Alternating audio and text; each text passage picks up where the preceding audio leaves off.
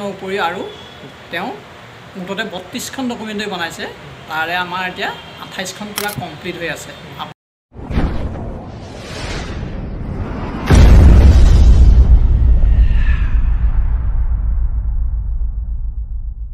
বন্ধু বান্ধৱীসকল আশা কৰোঁ সকলোৰে ভাল নৱজ্যোতি পাঠক চেনেললৈ স্বাগতম জনাইছোঁ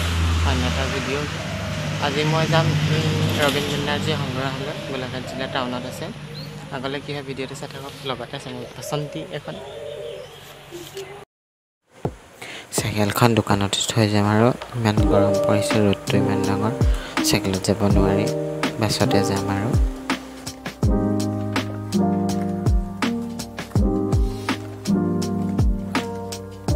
দোকানৰ ওচৰতে বাছত উঠিলোঁ এতিয়া গৈ আছোঁ এয়া ৰঙাজানৰ টোলগেট বনাই আছে হোৱাকৈ নাই অহা বছৰকৈ হ'বগৈ চাগৈ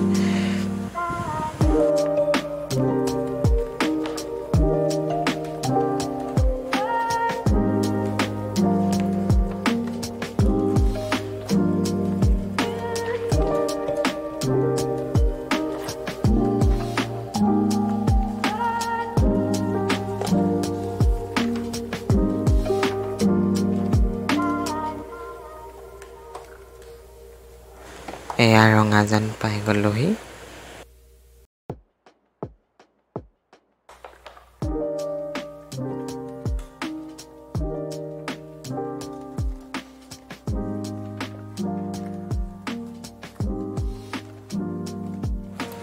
বাছ ষ্টেণ্ডলৈ নগ'লোঁ আৰু হেণ্ডিমেন খুৰাজনক ক'লোঁ যে মোক মিছন তিনিআলিতে ৰখাই দিব মই তাতে নামিম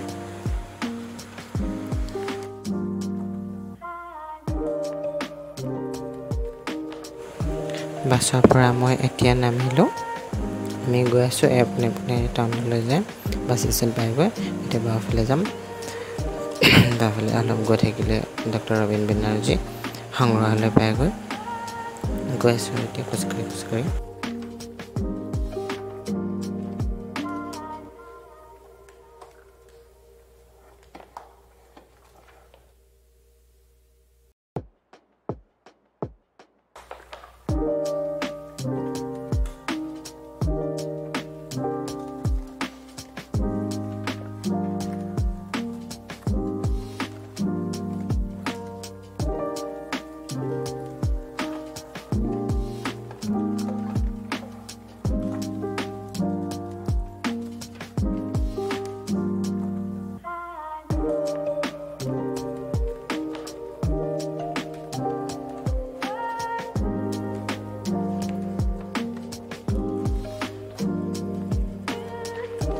ডক্টৰ ৰবীন বেনাৰ্জী সংগ্ৰহালয়ৰ ওচৰতে এখন পাৰ্ক আছে যমুনা পাৰ্ক বনাই আছে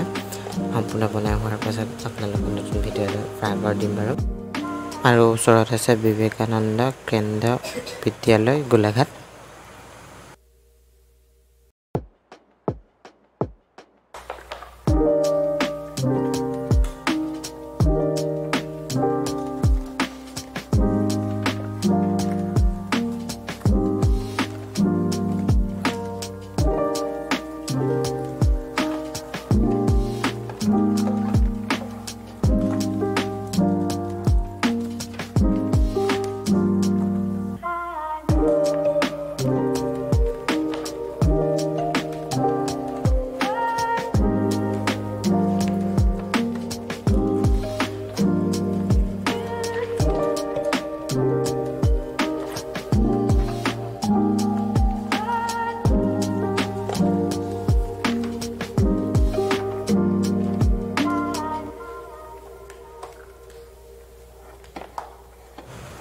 আহি মই পাই গ'লোহি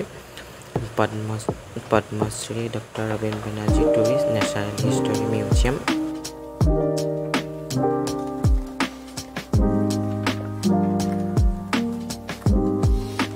মই এতিয়া গেটলৈ ভিতৰলৈ সোমাই গৈ আছোঁ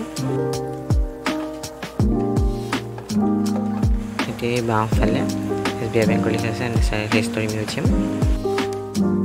ডক্টৰ ৰবীন বেনাৰ্জী দেৱ জন্ম হৈছিল 1908 চনৰ 12 আগষ্ট তাৰিখে পশ্চিমবংগ বৰহামপুৰত আৰু মৃত্যু হৈছিল 2003 চনৰ 6 আগষ্ট তাৰিখে এখন ডক্টৰ ৰবীন বেনাৰ্জী দেৱৰ গাড়ী বহুত পুৰণি টিকেট ল'ব লাগিছে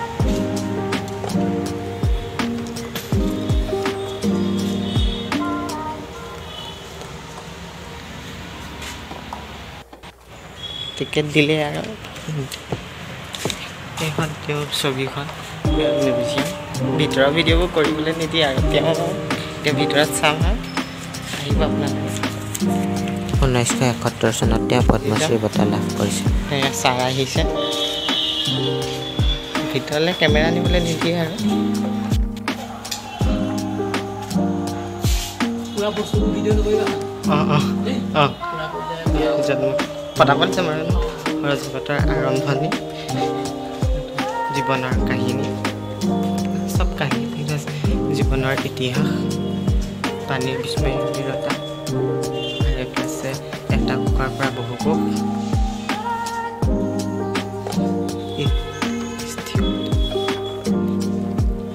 মাছৰ আবিৰ্ভাৱ মাছ কেনেকৈ আবিৰ্ভাৱ হৈছিলে লিখা আছে সৰহিপ্য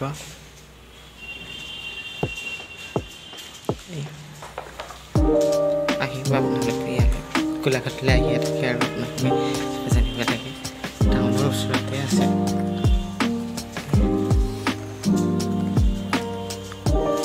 স্তন্যপায়ী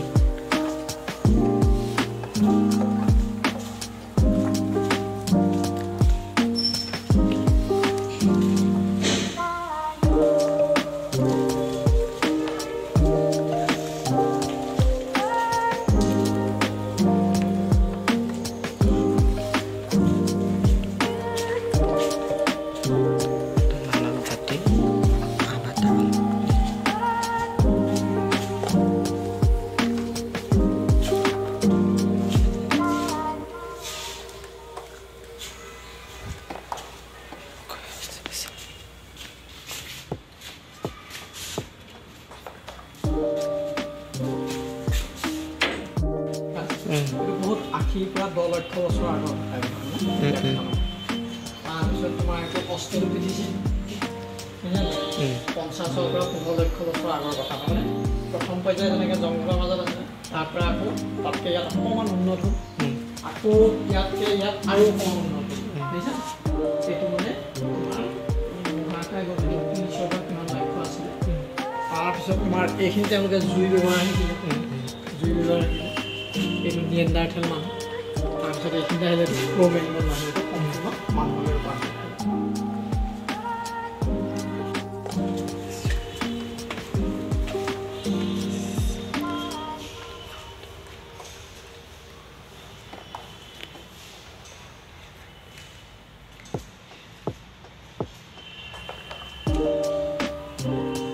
এইফালে লাইব্ৰেৰীটো আছে চাৰিপাঁচটা ভিতৰত চালে ভিতৰত কেমেৰা অন কৰি হ'লে তেওঁ সকলোৰে চবেই বন্ধ কৰি থ'ব লাগে তেওঁ লাইব্ৰেৰীলৈ এবাৰ মই প্ৰথম আহিছিলোঁ এতিয়া চাওক ক'লোঁ যে নালাগে খুলিবলৈ বুলি আমাৰ লাইব্ৰেৰীবোৰ এনেই পঢ়ি থাকে কিতাপ পঢ়া মানুহে কৰিব এইটো লাইব্ৰেৰীটো তেওঁ ইমান ধুনীয়া ধুনীয়া ছবি এতিয়া ছাৰক ৰবীন্দ্ৰ দেৱৰ বিষয়ে অকণমান ক'বলৈ কওঁ বিশ্বযুদ্ধৰ পাছত মানে দ্বিতীয় যুদ্ধ হৈছিলে যে যুদ্ধৰ পাছত তেওঁ অসমলৈ আহিলে অসমলৈ কেনেকৈ আহিলে তেওঁ এজন লণ্ডনত বন্ধু আছিলে সেই বন্ধু ল'ৰাই আমাৰ ডিব্ৰুগড় চাবুৱাত চিফ মেডিকেল অফিচাৰ পোষ্টত চাকৰি কৰিছিলে তাৰপিছত ডক্টৰ বেনাৰ্জীয়ে কি হ'ল তোমাৰ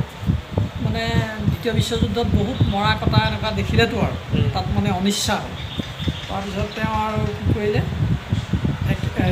একেচোতে তেওঁ ডিব্ৰুগড় তেতিয়া সেই লণ্ডনৰ বন্ধু ওচৰলৈ আহিলে তাৰপৰা বন্ধুৱে ক'লে বন্ধু মোৰ ইয়াত থাকিবলৈ মন নাই আৰু মানে নেভিত তাৰপৰা তেতিয়া বন্ধুৱে ক'লে তুমি এটা কাম কৰা অসমত আমুক জেগাত মোৰ ল'ৰাই চাকৰি কৰি আছে তুমি 3 মাহৰ কাৰণে তাত চাকৰি কৰাকৈ যোৱা তেতিয়া মোৰ ল'ৰাটো ছুটীত ঘৰলৈ আহিল সেই সংক্ৰান্তত আহিলে আহি তেনেকৈ পালেহি পাই পেলাই তেতিয়া কি কৰিলে সেই বন্ধু ল'ৰাই ডক্টৰ বেনাৰ্জীক দায়িত্বটো দি পেলাই তেওঁ তোমাৰ লণ্ডনলৈ গুচি গ'ল তাৰপিছত ডক্টৰ বেনাৰ্জীয়ে চাকৰি কৰি আছে কৰি পেলাই তেওঁ মানে কাজিৰঙাখন চালে চাই চিতি খুব ভাল লাগিল ভাল লগাৰ পাছত তেওঁ মানে কাজিৰঙাৰ ওপৰত তেওঁ তথ্যচিত্ৰ বনাবৰ কাৰণে চিন্তা কৰিলে উপৰিও কাজিৰঙাখনৰ উপৰিও আৰু তেওঁ মুঠতে 32খন ডকুমেণ্টৰী বনাইছে তাৰে আমাৰ এতিয়া 28খন পূৰা কমপ্লিট হৈ আছে আপোনাক ৰাইজ চাবলৈ আহিব পাৰে আমাৰ এইটো শ্ব' আমি দেখুওৱা হ'ব আৰু ইয়াত এইখন গাড়ী পুৰণি গাড়ী তেখেতৰ এখন পুৰণি গাড়ী পুৰণি গাড়ী বহুত একদম বহুত পুৰণি ন পুৰণি গাড়ী তাৰপিছত তেওঁ অলৰেডি চাকৰি 3 মাহ সময় হৈ গ'ল তাৰপিছত তেওঁ বন্ধুলৈ ফোন কৰিলে আংকুল মই নাযাওঁ আপুনিয়ে কৰক চাকৰি সেই সংক্ৰান্তত তেওঁ কাজিৰঙাৰ ওপৰত প্ৰথম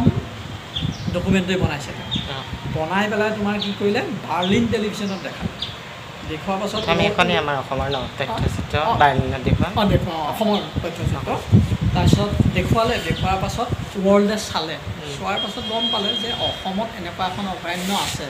তাৰপিছতে আচলতে কাজিৰঙাখন আস্তে আস্তে চিনাকি কৰি দিলে তাৰপিছত তেওঁ আৰু মানে কি কৰিলে তাৰপিছত ডিব্ৰুগড় চাবুৱাত থাকিলে ডিব্ৰুগড় চাবুৱাৰ পৰা তেওঁ ট্ৰেন্সফাৰ কৰিলে বোকাখাট নাহৰজান তাৰপিছত নাহৰজানত তেওঁ এটা মানে জীৱ জন্তু আছিলে সৰু সুৰা এটা চিলড্ৰেন জুৱে আছিলে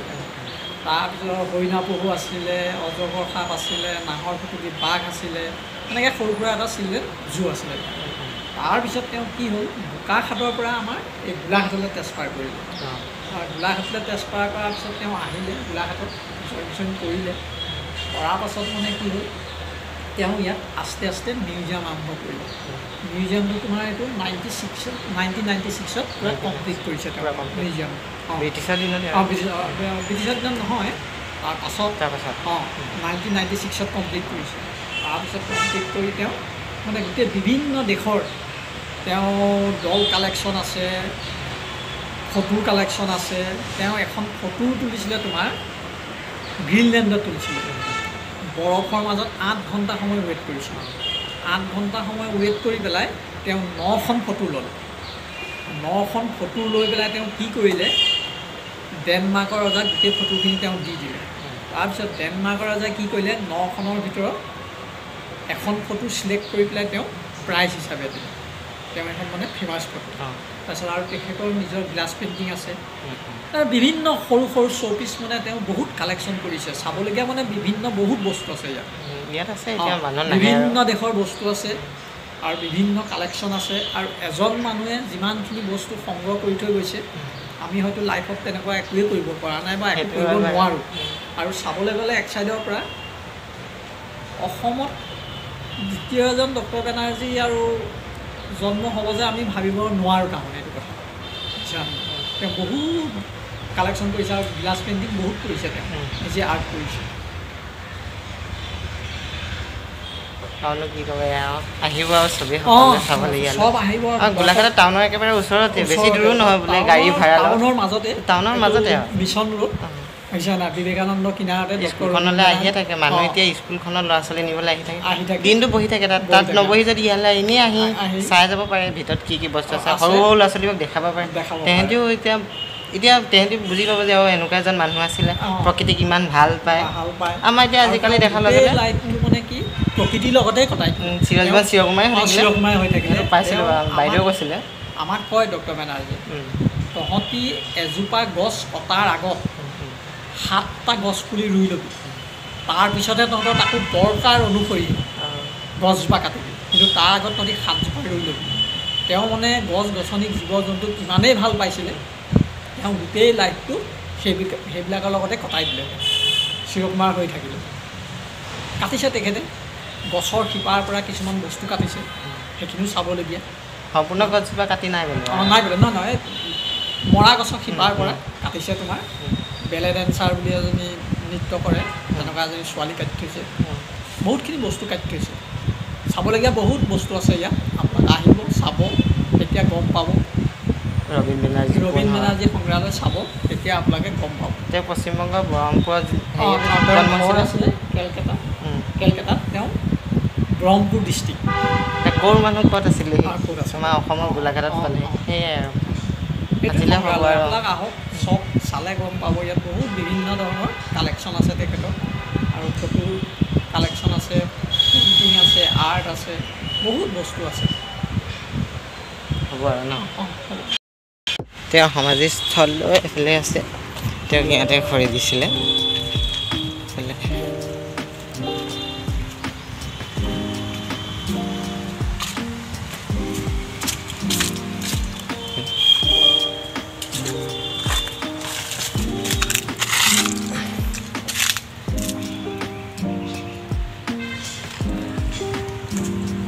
এয়া ৰবীন বেনাৰ্জীৰ কাহিনী ডক্টৰ ৰবীন বেনাৰ্জীদেৱৰ সংগ্ৰহালয় ৰাতিপুৱা 9টাৰ পৰা 12টালৈকে খোলা থাকে আবেলি 6টাৰ পৰা 4টা বজালৈকে খোলা থাকে সকলোৱে চাবলৈ টিকেট দিয়ে টিকেটটো মাত্ৰ 30 টকা আপোনালোকে টাউনলৈ গৈয়ে থাকে